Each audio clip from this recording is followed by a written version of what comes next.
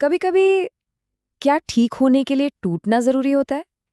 आज हम इसी सवाल की गहराई में उतरेंगे psychological horror film the healing के जरिए। हम देखेंगे कि कैसे एक महिला जो एक विक्टिम है वो एक विक्टर बनने का मुश्किल और दर्दनाक सफर तय करती है। पूरी की पूरी फिल्म बस इसी एक सवाल पर टिकी है। तुम किस चीज से भाग रही हो? ये सवाल फिल्म की मेन कैरेक्टर ल्यूबा से पूछा जाता है, जो ट्रॉमा और अब्यूज से भरी अपनी जिंदगी से दूर भाग रही है। तो आखिर ल्यूबा भाग किस चीज से रही है? चलिए पहले उसकी दुनिया को समझते हैं। एक ऐसी दुनिया जो इतनी ज्यादा घुटन भरी है कि उसे एक रहस्यमयी सुनसान रिट्रीट ही बाहर निकलने का अकेला रास्ता नजर आता है। तो ल्यूबा है कौन? सोचिए, एक ऐसी औरत जिसे उसकी लिमिट्स तक, मतलब बिल्कुल आखिर तक धकेल दिया गया है।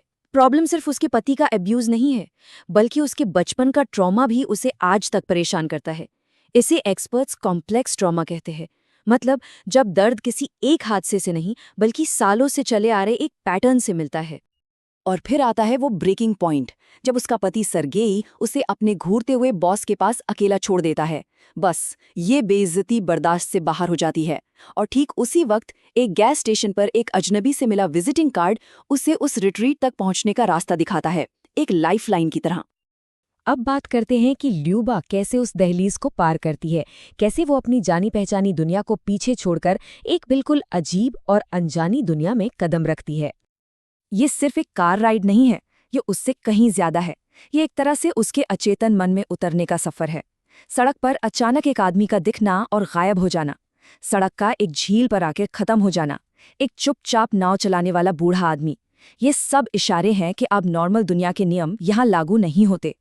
रिट्रीट के अंदर पहुंचते ही हीलिंग और हेलुसिनेशन, यानी इलाज और भ्रम के बीच की लकीर धुंधली होने लगती है। और यहीं से फिल्म का असली साइकोलॉजिकल खेल शुरू होता है। और यहीं उसे जंगल में पहली बार वो चीज दिखती है, एक कप काले धुएं जैसी एक परछाई। यह असल में उस अंधेरे की पहली झलक है जिसका सामना उसे करना ही पड़ेगा। साइकोलॉजी में महान कार्ल यूंग ने इसे शैडो सेल्फ कहा था। मतलब हमारी पर्सनालिटी का वो हिस्सा जिसे हम सबसे छुपाते हैं, यहाँ तक कि खुद से भी। और यहाँ हम साफ साफ देख सकते हैं कि वो कितनी कंफ्यूज्ड है। उसका दिमाग असलियत और अपनी दर्दनाक यादों के बीच बुरी तरह फंस गया है, और अब उसे समझ ही नहीं आ रहा कि क्या सच है और क्या उसके मन का वहम। कहानी जैसे जैसे आगे बढ़ती है, रिट्रीट के तरीके और भी ज्यादा एक्सट्रीम होते जाते हैं। ये तरीके ल्यूबा को उसके अपने ही ट्रॉमा की सबसे गहरी खाई में धकेल देते हैं। यहीं पर एक बहुत बड़ा सवाल खड़ा होता है। ये जो रस्में हैं, ये थेरेपी कम और एक तरह का मेंटल टॉर्चर ज्यादा लगती हैं। क्या ये सच में उसे ठीक करने का कोई तरीका है या कुछ और? इस खौफनाक रस्म में उसे गर्दन तक जमीन में जिंदा दफन कर दिया जाता है। ये चीज उसे सीधा उसके बचपन के उस डर में वापस फेंक देती है जब वो अपने हिंसक पिता से बचने के लिए बिस्तर के नीचे छिप जाती थी। तो इस कहानी का सबसे जरूरी पॉइंट यही है, ये राक्षस जिसे वो बार बार देख रही है वो कोई बाहरी शैतान नहीं है।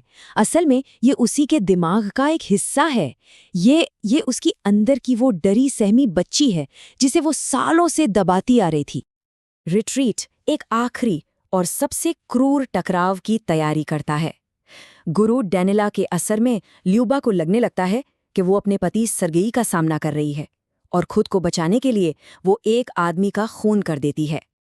ठीक उसी पल जब ल्यूबा दिमागी तौर पर पूरी तरह टूट जाती है, असली दुनिया पूरी ताकत से उस पर हमला कर देती है और अब उसे एक आखिरी लड़ाई लड़ने के लिए मजबूर होना पड़ता है।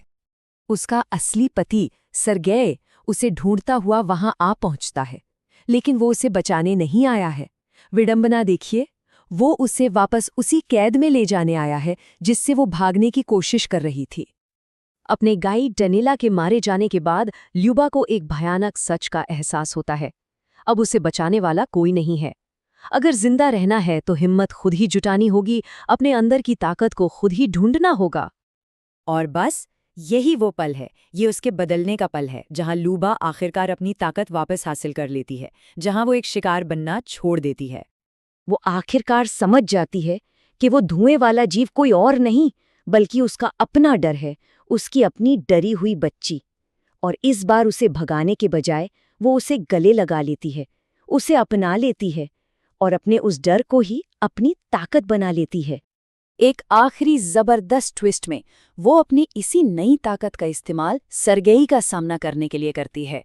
ये देखकर सरगेई को अपने बचपन का दर्द याद आ जाता है और उसी घबराहट में वो गलती से खुद को ही मार बैठता है। अब वो सच में आज़ाद है और उसका आखिरी काम है अपने एब्यूसिव पिता को एक फ़ोन कॉल करना। मैं आज रात आपसे मिलने आ रही हूँ। अब पावर का बैलेंस पूरी तरह बदल चुका है।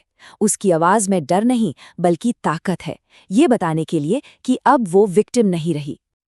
और ये फिल्म हमें इसी सवाल के साथ छोड़ जाती है, क्या ल्यूबा के लिए अपने अंदर के राक्षसों का सामना करना ही ठीक होने का एकमात्र तरीका था, भले ही वो कितना भी क्रूर क्यों ना हो? क्या कभी-कभी सबसे गहरे जख्म ही हमारी सबसे बड़ी ताकत का सोर्स बनते हैं?